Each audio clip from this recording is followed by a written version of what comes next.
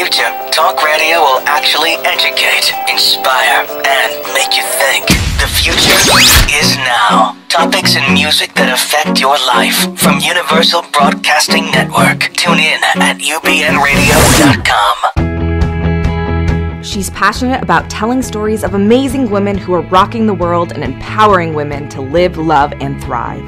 Here's your host, Catherine Gray. Hi, welcome to this week's edition of Live, Love, Thrive, Women's Empowerment Hour, brought to you by, of course, 360karma.com. So happy to have you here with us today.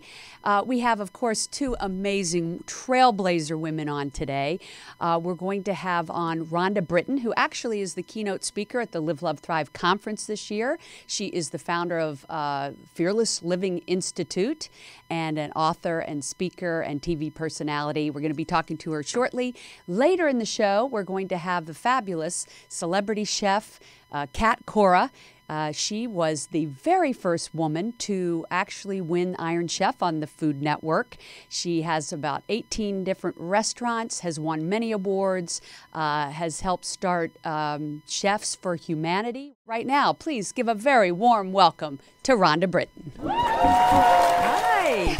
How are you? I'm excellent and so glad to be here. What a joy. I know, and I know we have some mutual friends, and I'm so happy that we've connected. Yes. I actually saw you speak years ago at Agape. Okay. And it really stuck with me. I never forgot your story because it is so riveting and incredible. You know, what people go through in their lives and how they rebound is or not is so amazing. It's amazing. Yes. It's really a testament to the human spirit, isn't it? It absolutely is. You know, that resilience is. that you can have these horrible things happen to you. You can have, rape, abuse, betrayal, heartbreak. I mean, grief, loss. Pick one. Just pick one or a multiple, right? Yeah. Because most people have so many things that just kind of could push them down and stop them, but they just, they stop for a little while. Maybe they'll just get a breath, right? Yeah. But then they're like, okay, I can't keep living like this. And that moment of choice is so powerful to say, you know what? There's got to be a better way. Yeah, it's part of that. Your past can own your present, or your past can be your past and you can own your present. Would you say that's a good? Absolutely. If you're looking back in the past, you actually can't create a future either. Right. So if you're looking back there's nothing back there but memories and recreating and re-hurting yourself, like re-injuring, right? Just like poke, poke, poke. And I know for myself, for about 20 years, I did that. For 20 years, I blamed myself. I shamed myself. I beat myself up. Well, let's tell people why, because I always like to tell people's story because there's someone out there that has your story. I mean, it's hard to imagine, but, I know your story is so startling. It was to me. So let's first share what that is that you overcame and for all because you're doing so much good work today. Thank you. And for a very long time to help other people. So let's talk about that. Was that in your teens? Yeah, well, I was 14 years old and it was Father's Day. And oh my God. it was, had to be on a day, right? Father's Day. Yeah. My parents were separating, and my father was coming over to take us out for Sunday brunch. And I don't know how you grew up, but we grew up not going out to eat. I mean, going out to eat. There's I have two sisters. There's 3 kids and 2 adults, 5 people. That's a lot of money. And so it was a big deal that we were going out to brunch. My mother made all my clothes for me, so she made me a brand new dress, and I was looking all hot, right? It was really cute. And my father comes over, says, "Let's go, let's go, let's go." Me and my mom start walking out, my 2 sisters in the bathroom fighting. And as we walk out to the car with my 2 sisters still in the bathroom fighting, because we have 1 bathroom, 850 square foot house, my father says he's got to get his coat from the car. So he's going to get his tan Naga hide leisure suit coat. I don't know if you remember the day. Yep, Naga hide means fake leather, by the way. Right. And so he's going to go to his car, grab his coat, and out of the corner of my eye, as he gets into his trunk, I noticed that he hasn't grabbed a coat, but he's grabbed a gun, and he starts screaming at my mother, you made me do this, you made me do this. And I screamed, "Stop, what are you doing, Dad? Stop." And he fires a bullet at my mother, and it hits her. And then he cocks the gun and points it at me. And I absolutely, to the core of my being, believe I am going to be next, because he tried to strangle me when I was 12, and now here we are with a gun in my face. It's like, okay, this is it. Right. And I'm staring at him, he's staring at me, and I blink and he blinks, and that's all we do. And my mother, literally with her last breath, screams and sees what's happening and screams, "No, don't." And my father, realizing in that moment my mother's still alive, takes that bullet intended for me and shoots her a second time. Oh my gosh. And that second bullet goes through my mother's abdomen, out her back, and lands in the car horn. And for the next 20 minutes, all I heard was, oh my God. And then my father comes right next to me, cocks the gun again, leans his head over, gets on his knees, and shoots himself. Oh my God. So in 2 minutes, I was the sole witness to my father murdering my mother and committing suicide in front of me. Now, I don't know how other people would respond, but this is what I did. Is I blame myself. I mean, I was there, right? I didn't grab the gun, right? My dad and I were locked eyes. I didn't hit him. I didn't grab the gun. I didn't even jump in front of my mother, right? Like I didn't even do the scream, right? I did nothing. So from that moment on, I basically split in two.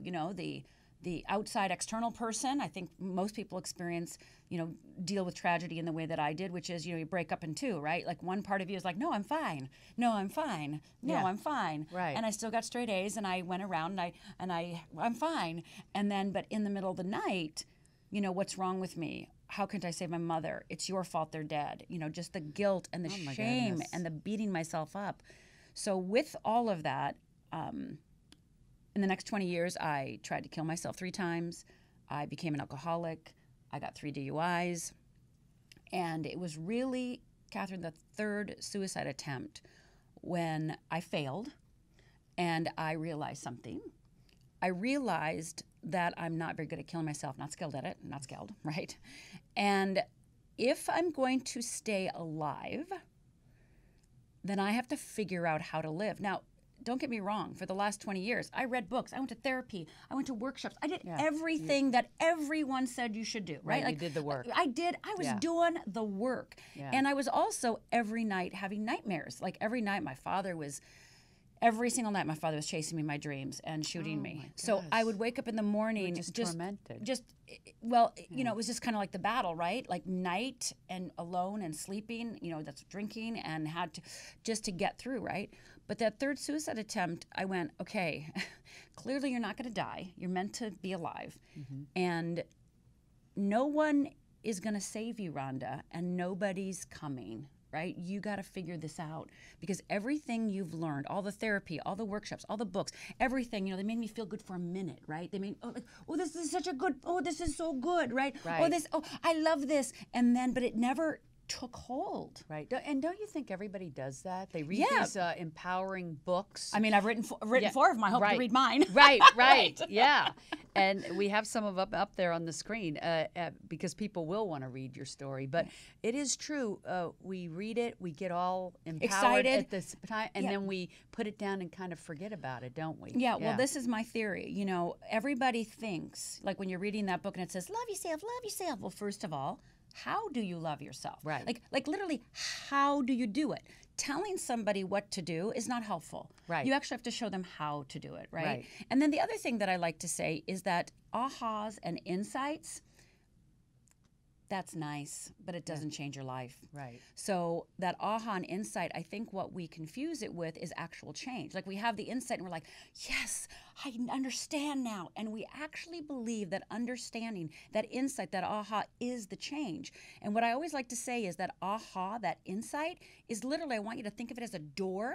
And that insight is you kicking the door open, right? But you then have to walk through that door. Right. You take action. You got to take action and follow through. Right. But people get mesmerized, right, by that motivational moment, that inspiration. And they think the aha is, I get it now. And they think the getting it is the change. Right.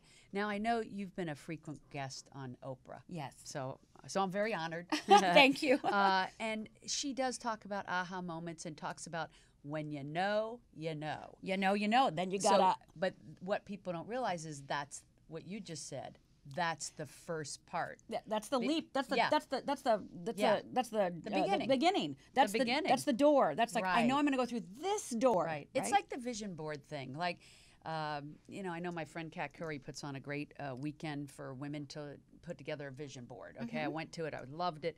But the thing about that vision board that people don't understand is, yes, that vision Beautiful, board is a great inspiring. way to put your intention, your focus, know what you want, get clarity. Gosh, but darn good. you can't wish that stuff to happen. That's right. right. You That's right. have to take some action.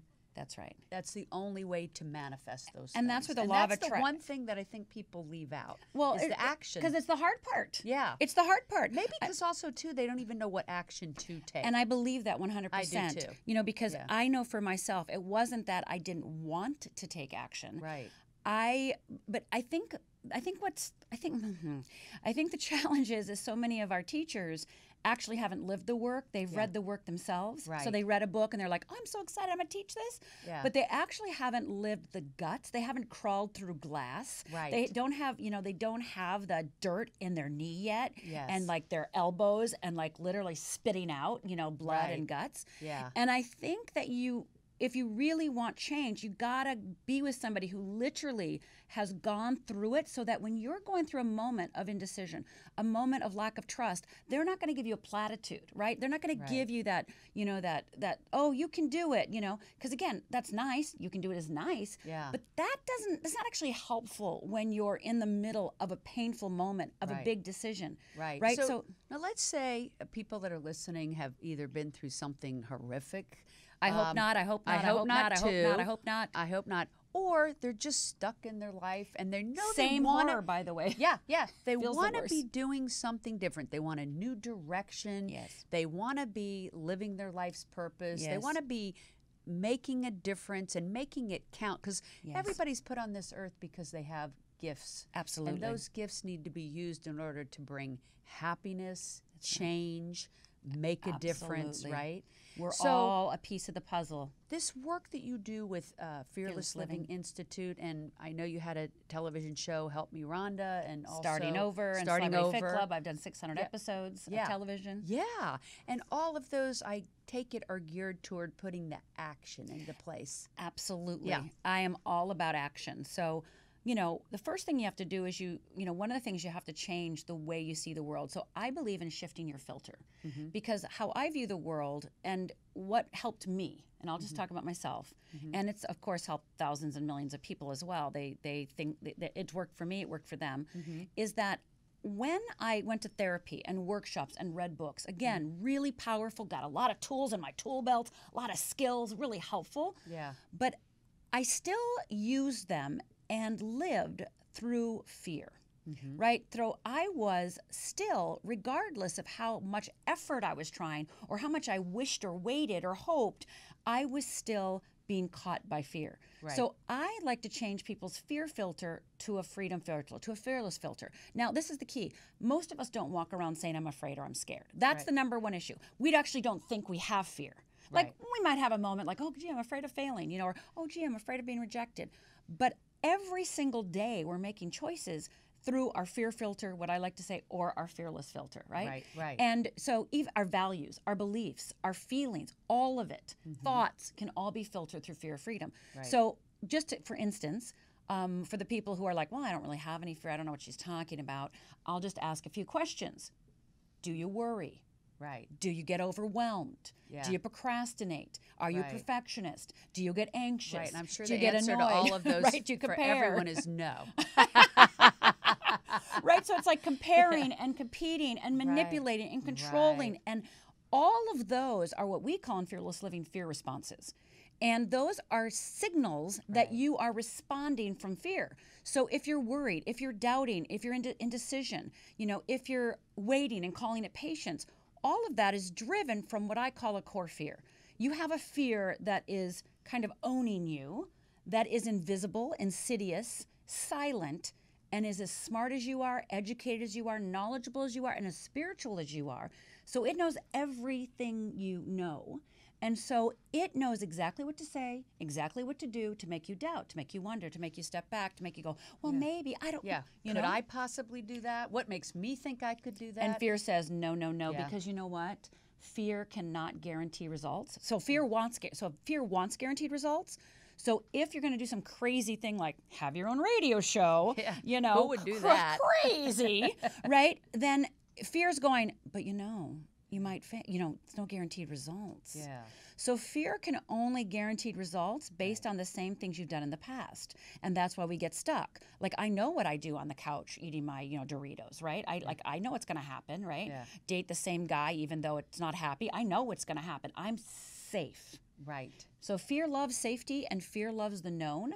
So I like to say that freedom equals your capacity to live in the unknown. And of course, the unknown for most people is scary, which is where my work comes in. Right. And it's so true. So many people get in their own way because they don't want to be fearless and walk through the fear. But the cool thing is, and I love that you call it Fearless Living Institute, because I always believe being fearless is so exciting and fun.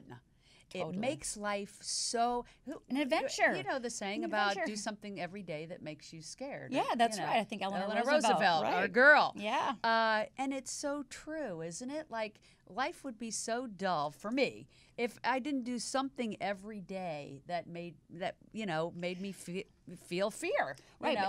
But you're committed to growing and learning and becoming more who you're meant to be. You are dedicated based on who you are and what you've done.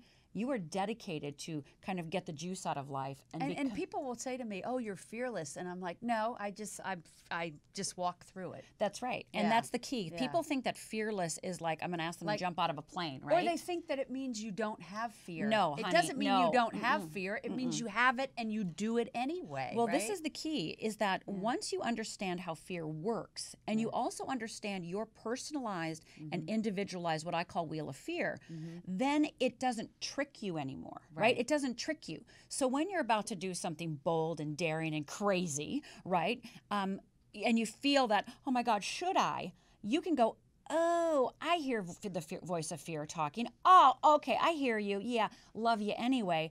And oh, by the way, what's my true voice saying? What's my essential nature saying? Who's speaking for me and to me, on my behalf? And so you actually can hear the difference. A lot of people don't know the voice of fear versus the voice of intuition or God. They don't know the difference. And what's one of the things I teach them so they know which to act, what to take, what to do next. So you get them to tap into their authentic self. You're real, true, born to be who you're meant to be, right? Yeah. And again, I don't think that... and when you recognize that, don't you think that helps to start making you feel fearless? Because you start to own it. You start to go, oh, this is my gift. This makes me feel good. When I give it away, I feel awesome. Yes. Okay, that's what I want to be doing. That's what I want to feel every day. Every day. And that's the thing. I think what I give my students and my clients in my workshops, my coaching students who become certified fearless living coaches, in my online programs, all of them is what they do is they get that aha moment. Like they go, holy crapola, right? That's what I've been doing. And they see the fear. And when you see it, you can make a different choice. If you don't see it, because fear is so insidious and so silent and so tricky and so manipulative, it knows you so well. It sounds like you. It sounds like your grandma. It sounds like somebody you love, right? And then you hear the voice like, you don't want to hurt anybody. Well, what if you fail? Well, those things become a moot point. Yeah. Your clarity, your desire for that clarity and that fulfilling action, that passion and purpose that unleashes through you, has you effortlessly do things that in the past were difficult. And that's why one of the reasons I'm doing what I'm doing to empower women is I see so many women sit on the sidelines who are smart and talented and gifted, and they want to write that book, they want to start that business, they want to create that product, they have all that, and they talk about it, and they talk about it, and they talk about it, and I just want to go, you got this, you can do this, And I like to try to hook them up with people like yourself that will help bring them off the sidelines and into the game where it's fun.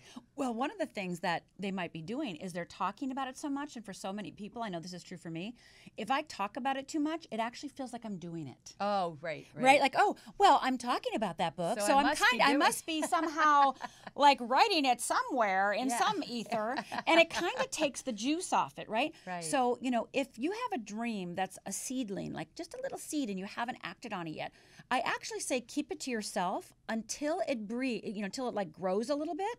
Because then it will become like I haven't done anything. Crap, I haven't done. Wow, God. Yeah. And yes, you can talk to your best friend. Yes, you can talk to your coach. Yes, you can talk to your therapist. But don't talk about it so it kind of makes it feel like you're kind of doing it when you're kind of not. I think that's a good thing about, and I think most people need a coach, just to have someone to soundboard off of and someone to hold them accountable. Absolutely. I think that's the beauty of that. And what's so great about my institute, Fearless Living Institute, and the Life Coach Certification Program is we're always looking for people that want to work with our coaches in training. So, that your money is not an object to get a coach. So there's always somebody that you can work with that's in training. Isn't that fantastic? I didn't know that. Yeah. So they can go to, fearlessliving.org. Because that is the first thing people will say. Yeah. They'll say, so much that's money. nice. When I have the money, I'll do that. Yeah, honey, the money's never coming with that attitude. And life, yeah, exactly. And life is too short not to be doing what it is we're meant to be doing. So I say, if you're not doing what you're meant to be doing, start looking for the answer of how to take the action. Whatever that is. It's different things to different people. I want you to wake up every morning being like, oh my God, I get to be me again today. Like, oh my God, I get to wake up as me today. Like, this is awesome, right? This is awesome. I'm I like, get to be oh my me. God, I have Rhonda and Cora on today, Cat Cora on today. I'm like, life is good. I love these women, and I get to share them with the world because we need more positive stories right now, especially about women, but more positive stories in general. And I would say if you only heard me say one thing today, only one thing, is that there's nothing wrong with you. It's just fear. There's nothing wrong with you. That voice inside your head saying you're too fat, you're too old, you're too you're too weak, you don't have discipline, you don't have the willpower, you're not clear, you're not sure, you're not That's all fear. That's all fear. So that's not you talking. So there's nothing wrong with you. It's just fear. And once you identify fear, once you know what your will of fear is so that you can see your fear responses, you can take your life back. You can take your decisions back. You can take your choices back, your power and your empowerment. I call really it create own your fate. I love that. Create your fate. Right, baby? Fell into your destiny. Step There into you that go. destiny. Yeah. Yeah, people, I do think life happens to them rather than we create it. Now, do things happen in our lives? Absolutely. Yes. Absolutely. Was I in charge of my dad getting the gun? And no, of course not. But you were in charge of creating your life from that moment forward. That's right. Yeah. That's right. So how did you write your first book, and how did you get on television? Like, you've got this story, but like, where was that leap? There's a little bit of the story missing here. Well, I wrote my book because everybody they'd come to my workshops. First of all, I started, with 3 people in my living room. Yeah. Right? I mean, that's the thing that people forget is it started in my living room with 3 people, right? Yeah. And then 4 people came, and then 4 people came, right? Right. And then they were like, I want to share this with my cousin in Cincinnati, Will you write a book? And I was like, what? Me? Huh? and it took me several years to do that and to really own it. And I hired a coach to help me, right? Yeah. And then when I was on book tour in England, on my book tour, I went to England and Australia and throughout America. And what's the name of the first book? Fearless Living is my first book. The first book. That's the Fearless one Living. I Fearless had Living. when I heard you speak. Yeah. And so I was there, and they were auditioning the very first reality show with a life coach. Had been auditioning for 9 months, hadn't found anybody, and so And there you there were. I was living in London 3 weeks later. So they found you. They found me, and 3 Wow, weeks that's later, fate. and so I'm the first life coach on TV in the world, and I've done 600 episodes. So you can watch YouTube all day long with me changing lives. That's very cool. And so when they approached you, did you think, pinch me? And what was really funny, it was ironic because I was an actress for years, and then I quit because I realized I'm not meant to be an actress. and then it went full circle. I quit acting because I didn't want to play other people anymore. I wanted to be myself. So that's why I quit acting. I don't want to play other people. I need to find out who I am. Yeah. So then here I am, how many years later? 7 years, 8 years, I don't remember how many years later. And then now I'm on TV playing myself. Yeah. Like, what? Yeah. Right? God is good. God is smart. God's got your back. Yeah. Yeah. And so now life is super fulfilling. Absolutely. And I'm just about to start my own podcast, Master Coach Mindset. Oh my God, that's MasterCoachMindset.com. Where can we find that? MasterCoachMindset.com. Go over there. It's not live yet, but it will be soon. But you can hit the notification. And then, of course, go to fearlessliving.org. Check out my courses. And I'm going to be teaching. I always teach in the LA area. I'm teaching on the East Coast coming up. So go to fearlessliving.org. Check the events, the live events. And you can always work with a coach or go to a Fearless book group. So there's, depending on your time and money, there's something for you. Now, you, of course, the most important event you have coming up is yours. You're speaking at the keynote at our Live, Love, Thrive conference Saturday, November 4th. I will be very there. excited about that. I will very be excited. there. I know you're going to touch a lot of people there.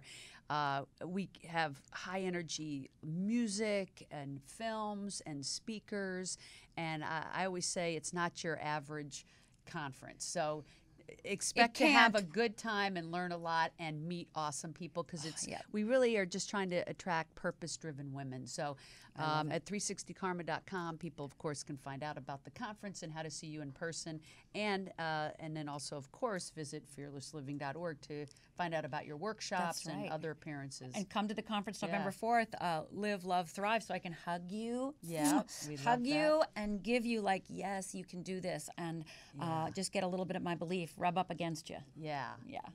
Thank you. Some good karma. That's right. That's it. That's why we call it 360 Karma. I love it. I think it's about, bringing people together to share their gifts with our audience so that they can learn to share their gifts and give them back. That's and right. This makes it full circle. That's right. That's right. Legacy it's building. About everybody going. their gifts. That's right. That's right. Yeah. That's right. I think it's like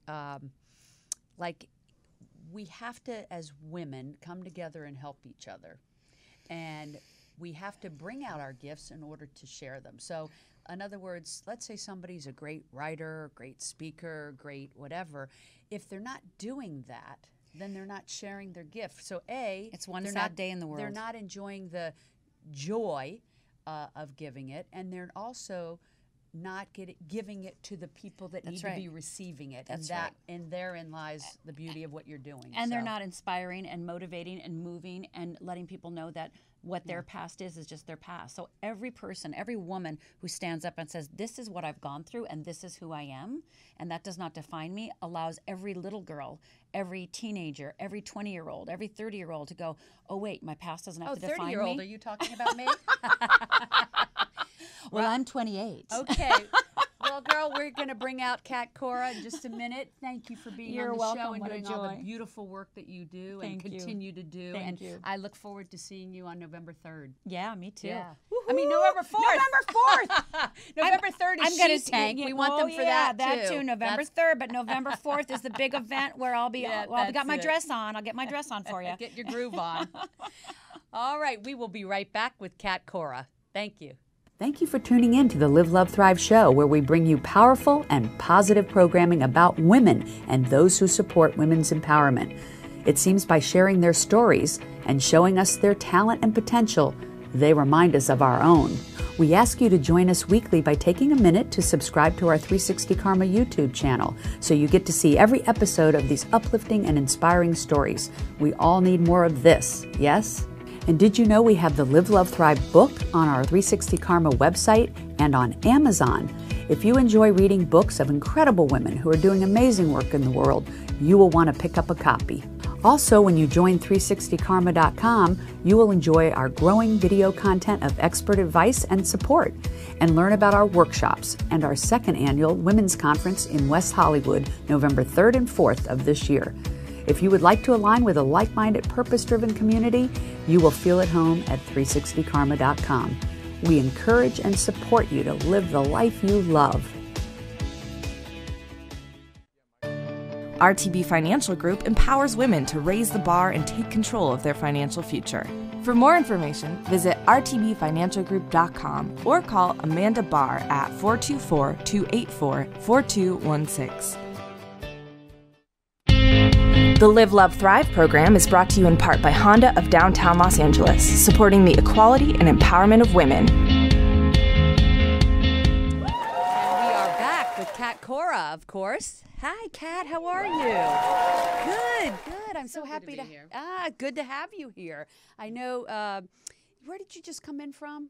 Was it New York? I just drove in from Santa Barbara. Okay. From our home in Santa Barbara here. But you spent a lot of time on both coasts, Both right? coasts. So we're here on the West Coast, New York. We're kind of all over. So next week we'll be in New York, and then we'll be in Singapore with my other restaurant, one of my restaurants. I know you have 18 restaurants now you're involved in. Yeah, 300 pop-ups, and we're opening one next week actually in New York with Aramark. So exciting. We could eat. So we're doing a street food, Mediterranean healthy healthy concept. concept. You eat. Like, what's up with that? I eat, but I exercise hard. That really I pisses work out me hard. off. I'm just saying. But yeah, I'm a foodie, so I love having a fantastic chef on. And thank you. what I love is that you have done so many firsts for women. Like, you're the first woman to win Iron Chef on Iron Food Chef. Network. Yep. And the first to be inducted into the Culinary Hall of Fame. That's right, yeah. Oh my God, that is so cool. Yes, thank you. Go, I'm girl. proud of that. Yeah, I really am. I'm glad opening that doors. Yeah, Julia Child did that for me and so many people, and I was able to spend time with her. She was a mentor of mine, and she did that for so many people. So it's nice when you're able to, be the first female Iron Chef and break down barriers for women and show women, other women, young girls, be a role model, and young boys too. I have that fan base as well, but to show them that they can, you can do anything that a man can do. Yeah, because for many years, I think decades, it always seemed like it was a male chef. Yeah. So people like yourself and a handful of others have opened little girls' eyes up to, hey, I could be a chef too. And yeah, absolutely. And it's interesting because a lot of, most of I could not be a chef. Let's just But get you're that a foodie. right. No, yeah, I'm a foodie. But somebody can they cook come for you over and to then my eat. house and they open the fridge and they're like, "What the hell? There's nothing in here." I go, "I know. I eat out." That's right. You do really Not a good thing. takeout. You think I'm joking? You do really good making reservations. I love that. I am so good at that. I am so good at that. So that's a whole nother Oprah. But a friend of mine, they got married and they said, "Can we put the top of our cake in your freezer? You're the only one we know that has room to keep it there space. for a year." I love that. Yeah. There's plenty of space in there because there's nothing else in there. So I want to say you mentioned Julia Child, and it's really cool. You flew over to Europe, ended up meeting her, and she really was the inspiration to starting you on this path. Like, hey, you could be a chef, and you're like, really? Well, I did. I actually do that later, but I did meet her in Natchez, Mississippi at a book signing, and I had to go because I was a big fan, and I loved And you're cooking. from Mississippi. From Mississippi. In case anybody didn't pick up on that Southern accent. Just in case. But so from Mississippi, and so I met her, and she gave me advice to go to the Culinary Institute of America in Hyde Park, New York, which is the original cooking school. She said it's the Harvard of culinary schools. Wow. You must go. And so, of course, I signed up the next day. And then I was able to meet her at her Cambridge home, which is now in the Smithsonian. That kitchen is in the Smithsonian Institute. Oh my gosh. 2.5 years later, and said, you know what, I'm heading to France to cook for 2 3-star Michelin chefs, and I finished culinary school. And thank you so much. And it was amazing to be able to spend time with her. And Did you see that movie about her? I Julie did. and Julia, wasn't Such that a great movie. Yeah. And true to life. I mean, really, literally, exactly how you would think she is. She is. She's very down to earth. Very authentic. Like yourself. Thank you. I appreciate that. I know you pride yourself on being very authentic and giving back, and it's one of the reasons you are going to be an award winner at our Live, Love, Thrive conference. I'm so honored. 360 I Karma really Woman, baby. I am so honored, and I'm even more special because the love of my life is giving me that award. I know. Nicole Ehrlich. We love Nicole. And she was a recipient last year. I saw that. I saw her interview with you. Yeah. A lot of people know that she's a award-winning producer of Lady Gaga videos and Tony Bennett, and the list goes on. So many we can't even count. But she is. She's a beautiful soul. She is the best soul I know. And so for me, that makes it more special. That is thank you. But I'm very honored because I think that means so much in empowering women and empowering humankind and really giving back. And so for me, it's, thank you so much. It's a huge honor. Well, I love that you two are involved in both things that we're doing in November. November 3rd is She Tank, which is the first year we're doing She Tank, which is women investors listening to the pitches of female entrepreneurs.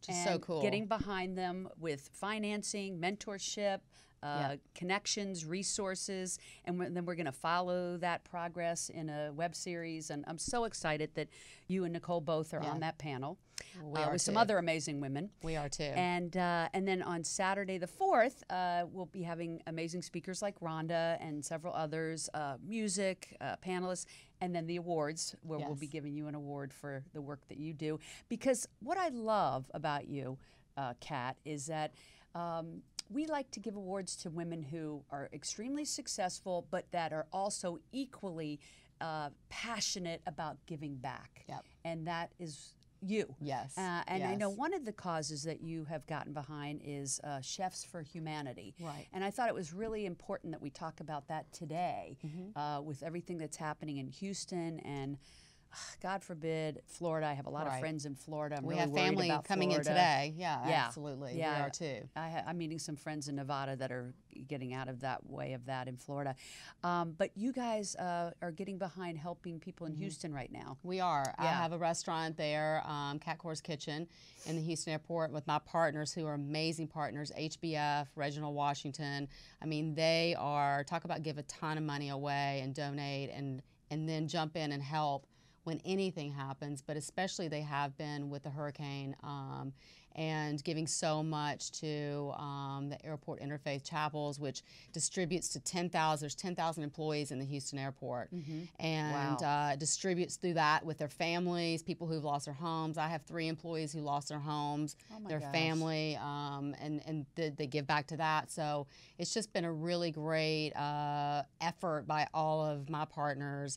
And that's really part of giving back, is really choosing amazing partners in collaboration with people that have like-minded philosophies about giving back. Right. It's hugely important to me, to Nicole and I, that we partner with, in our businesses and what we do, with like-minded people who have the same philosophy about charity and giving back, and make sure we're taking care of people, making sure we're taking care of people in this world, because we need to spread, we're all about spreading peace and love. And part of that is with Chefs for Humanity, which I founded 11 years ago, when the tsunami hit Asia, actually. Oh my gosh! And for those that don't know, this is specifically set up to help in emergency situations, like the tsunami or like Houston or things like that. Yeah. Our mission is really threefold. One is, the first is emergency feeding relief, because when the tsunami hit, a lot of people know, are well known in our industry for my charitable work, and so I was with a lot of charities, American Red Cross, World Food Program, UNICEF, and so many others. And so they called, a lot of chefs were calling me and said, what can we do? We're a lot of people in the food industry. And so I said, there's no real charity that's set up to really, for the food industry, to really a go-to charity where people can not only give money and donate, but also can jump in and help in relief situations. So we started that. I started Chefs for Humanity for emergency feeding relief, like Hurricane Katrina, which we are very involved in, this hurricane and many others. Can people also donate to this? Absolutely. They can go to catcora.com. There's a Chefs for Humanity page that they can donate. Absolutely. And so if they wanted to help like these areas that need the relief, like Houston, that would be a great way for people to give. It'd be a great way. Yeah. It'd be a fantastic way to give. And you guys bring in food, I take it, to these? We bring in food. We are, our restaurant in Houston is not only reaching out to families, we're doing fundraisers as well. We're creating a fundraiser for these families. Again, people can go to the airportinterfaithchapel.com, which is about all-inclusive. No matter what religion, it's really mostly about giving back and charity. And it's very inclusive, no matter race, religion, sexual orientation, gender, no matter what. So it's really a great way to give back and disperse it amongst all the families that need it. I love that. Yeah. On another note, a lot of people don't know your background. Of course, that we just mentioned that you're from Mississippi. I'm Jackson, Is that how you say it? Mississippi. That's Mississippi. It. Mississippi. Yeah. Mississippi. Okay. Yeah. It's the one state that everybody knows how to They know how to spell. It's one thing you learn how to spell. I'm not going to do it right now, though, just school. in case I mess it up. But yeah, a lot of people don't know, too, that you were adopted. Yep, I was adopted. Adopted to a Greek family. To a Greek family in Mississippi, which I know sounds a little crazy, but it works. Who knew there was a Greek family in Mississippi? There's one, right? There's one. We're That's it. you. We're it. But do you know what your background is, your ethnicity? I do. You know, I've met my birth mother. When I was 21, I met my birth mother. My birth mother was 16 when she got pregnant and gave me up for adoption. She did not want to, but her parents knew it was best. Thank God she did, because I ended up, she was 16, very young. And you were with amazing parents. Amazing parents, and had so many great opportunities in my life because of it.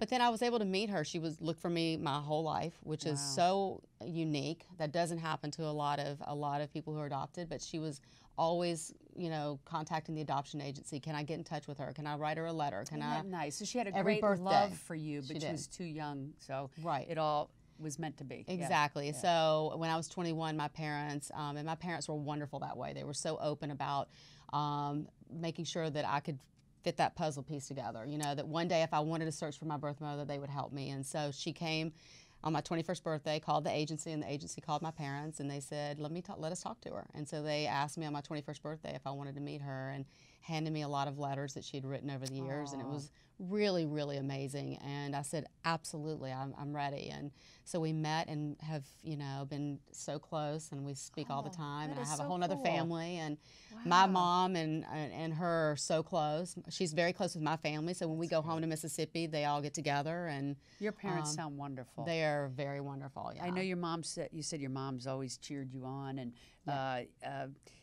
and then coming out as a gay woman in Mississippi. I think I was the only lesbian in Mississippi. That's a tough one. At that time. You were adopted by a family that would be, and I'm sorry, but I'm thinking like My Big Fat Greek Wedding. Yes. Is it like that? Yeah. I asked if your dad had the Windex. You said we no. We don't. Yeah, we didn't really get the Windex thing. I'm sure it happened somewhere. But no, they were actually. And I was going to bring you a bottle today. Oh well. I was going to bring you some lamb chops and some oranges. Oh, that darn was in the it, movie. girl! Why didn't you? I'll wait. Another time for sure, definitely. But no, I really grew up with parents that were so wonderful. They were extreme liberals in Mississippi, believe it or not. Which is really unusual. They were always, they were the couple that were always. I mean, you were there in the Bible Belt. We were in the middle of the Bible Belt. Oh yeah. And they really were ahead of their times, and they've always been so generous and liberal. And I was very lucky to grow up with, and they were into the arts and very cultured. And so I was very blessed to grow up with a family and parents like that. And they were really open. Matter of fact, they told us when we were young, if any of you are different or gay, or I mean, this was back in the 70s. Wow. If you're ever gay, this is over the dinner table. And so that we'll love you exactly the same. And so, sure enough, about 9 years later, I did come out. And but you did say you knew when you were young. I knew when I was very young. Yeah, when I was like really hot for the babysitter, when I was like 4, yeah, I knew. I've always known I'm gay. So yeah, I mean, but I think for me, it's always a struggle. I didn't get to talk about my life to anybody. But because your parents were so supportive and said, hey, whatever, how come it took you so long to come out? Just curious. I think it still was, there's a stigma hanging over you. Your friends are, you assume your friends are all straight. Yeah. You assume everybody around you straight. Right. That there is no gay people but you. Yeah. You know, when you're young, you think you are the only one, especially in a time back in the 80s when we weren't even near getting to acceptance. Right. Yeah. And then being in the Deep South was tough. And although I thought my parents, I knew my parents would love me no matter what, you're always scared. You're always scared. Yes. It's that fear factor. It's the fear factor. But I'm glad we're talking about this so that if there's anybody in the Deep South or wherever and they're hearing your story, that you empower them to go for it. It always gets better. Yeah. And I would reach out to anyone and say to anybody right now that's struggling to come out that you will be okay, you will be fine, that it does get better and people will accept you. Right. And it's a leap of faith, but it's worth it. And then the other thing I know that very touchy subject that we don't like to talk about, but you did mention to me about there being sexual abuse in the family, and that that's something that you had to overcome as well. And I'm just wondering, how did you put that behind you? I love to give people that advice that maybe they've experienced that. Well, I was sexually abused by my cousin from the age of 6 to about 11, and thank God it was stopped at that age. But it has lasting effects. It never really goes away. I was just having this conversation with Nicole this morning, actually, about some things that, you know, you always have triggers or something that comes up for you. It never goes away. But what I can say is that with help and with therapy and with years of, you know, working through it, it does get so much better. It Right. does so much better, and you can thrive. I mean, I'm an example of that. Oh, Not for only sure. of being able to overcome it, become a survivor, but also to thrive in what you do and to have And the only reason I wanted Yeah. to share it is that someone might look at you and think, oh, easy street, like, oh, she's a course. celebrity and she's done well for herself. But I wanted people to know that, Thank you. no, maybe you came from the same thing they came from, but you broke through that and have made it. And you can too. And They you can too. can too. You Exactly. can too, That's the because message. this is the thing, is that, you know, I came from the south side of Jackson, Mississippi. We didn't have any money, and I was sexually abused. Yes, I was adopted. I had a lot of obstacles, but you can overcome it. You can get through it, and you do have someone on the other side who loves you, no matter what. Absolutely. And learn to love yourself. And therefore you can learn to love yourself. There you go. There you That's go. right. I'm going to ask you the same thing I asked Rhonda. How did you get that leap from, you know, hey, I want to be a chef, to you had your Bravo TV show? Right. It was Right. Around the World in Around the 80 World in 8 Plates. Plates, and then I just Yeah. did the Fox show, My Kitchen Rules, on Fox, which And also which came did well. first, the book or the show? I believe the book. I wrote chicken my, or the egg? Oh, my memoir I wrote in 2015. So the show came after. The show came before. Would you say the book kind of launched your career? Well, I would say, you know, I've been doing television with Food Network since 1999. So I Right. started in When you were 1999 doing, yeah. I love you for that. Thank you. Oh, I was But- 10 too. So. Yeah, of course. They were 10. There you go. I like that. We'll stick with it. We're not telling anybody anything different.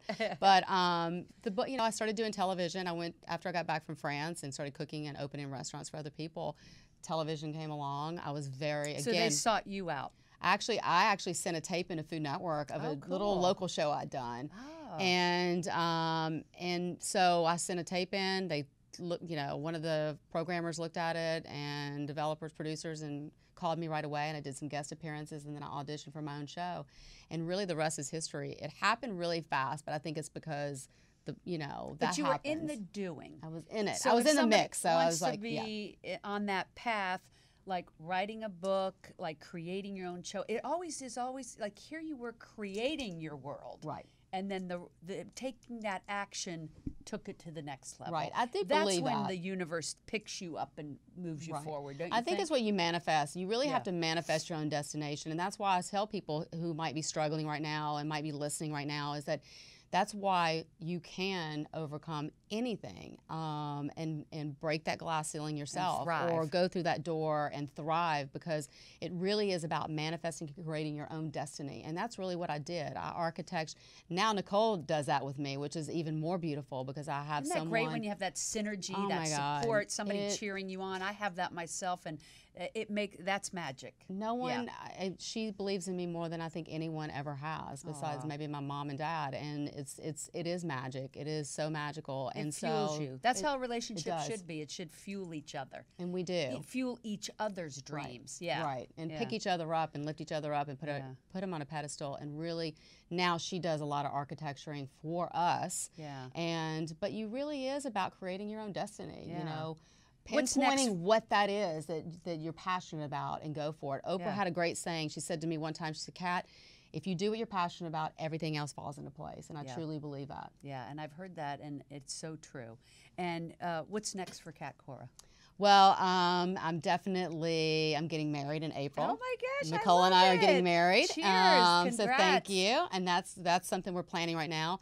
We have three shows that are in the works, some digital shows that are in the works. We're doing other restaurants. I mean, there's so much going on, and I'm happier than I've ever been. I can't even. Yeah, I know no grass is growing under you, girl. There is no grass growing under us, and I'm just happier than I've ever been. I mean, everything. We have our 6 beautiful boys together.